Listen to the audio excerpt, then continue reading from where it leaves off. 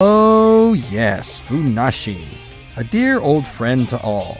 The little pear fairy plucked from obscurity to become the most famous Japanese talento of the 2010s, and likely for many, the most annoying too. From an outsider's point of view, it's quite easy to look at Funyassi from afar, shake your head, and say, oh, that crazy Japan, up to its old antics again. And even on the island, it was quite puzzling why this screaming yellow zonker was so beloved. Coming out of nowhere, seemingly overnight, without much reasoning or explanation involved.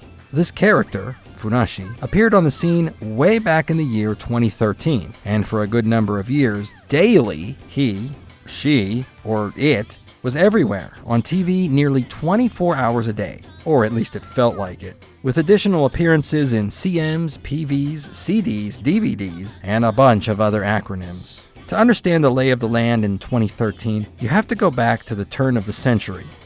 No, not that one, the next one.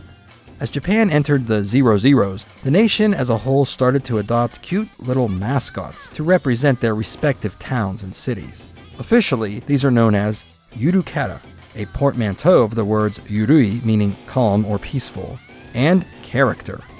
Yurukaras are meant to convey some image or feeling about the town it represents, and ends up plastered on every poster, menu, stop sign, tax bill, and you name it. Some make a lot of sense, such as Kumamon, a large friendly bear from Kumamoto. After the 2016 Kumamoto earthquake, Kumamon was a symbol of the support around Japan for the reconstruction effort in that area, so he really did a lot of good for his town. Other characters are a play on the name of the town, like Warabi using a wallaby as its character, or Fuka-chan from Fukaya. Some are just inexplicable, like Agayo City's Api, a weird thing. I guess they were late to the party, and there were just no original ideas left. By the end of the 00s, nearly every municipality in Japan, large and small, had a yurukara in action. With all of these towns and cities vying to have the most popular character, it only made sense that eventually, parades, rallies, and contests would come about, which did happen often back in those days. Kumamon was always in the top 3. But while all the love and attention was showered on the winner, the losers got a sliver of the limelight, usually to laugh at these designs and contrast them to Kumamon. Yes, much like the aforementioned Api, some towns just didn't have the right stuff, which often led to the people taking things into their own hands, creating a slate of unofficial yurukara that were often better designed and more well-liked than whatever the official creation might be. That's where Funyassi comes in. A store owner in the city of Funabashi, Chiba, came up with the concept of a yurukara for that town, a pear fairy dressed in a kindergarten uniform. The character first appeared as a drawing in November 2011, but sometime in 2012, the creator of Funyassi had ordered a custom-made costume and began to post videos online. Yurukaras by nature are cute. They are also supposed to be inoffensive and calming to be around, but not Funyassi. He would scream and wig out and go crazy, the exact opposite of what his yurukara brethren are, and by all rights ought to be. Oh yeah, and his name is Chiba. Hey, who is the creator of Funyassi anyway? Nobody really knows who the mastermind is.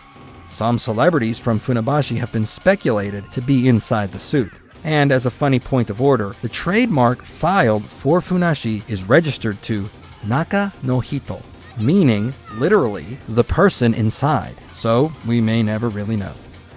In 2013, Funyassi made the jump to television, where the pear fairy told his sob story about being rejected from a recent character contest because Funabashi already had an official character, Funaimon.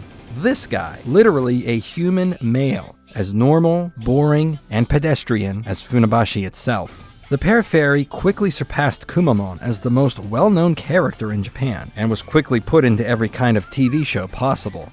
And man, did they really run this thing into the ground.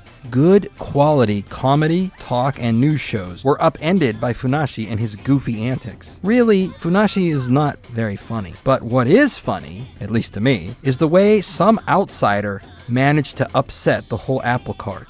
A 140 billion yen business, which was meant to highlight tiny, middle-of-nowhere towns, raise some awareness about them, and then, either out of curiosity, guilt, or maybe both, you go there one summer day and spend a little money there. That was all ruined because of this thing. I will say there was one time Funyassi gave me an honest laugh. He was invited to an eating segment on some TV show. I know I say segment as if there's actually anything else on some of these TV shows. And the way Funyassi eats is so weird and hilarious. Funyassi eats by opening up a little door in the back, and then whoever is in the costume puts a hand out and takes the food, then eats it, opens up the little door again, and returns the plate. Which begs the question, is Funyassi supposed to be the character, or is it the person in the costume? Let's take a quick station break and cover all the various Funyassi media that was cooked up over the last decade. Funyassi da nasi! Funna funna funna funna ha! Ha! Nasi jiru busha!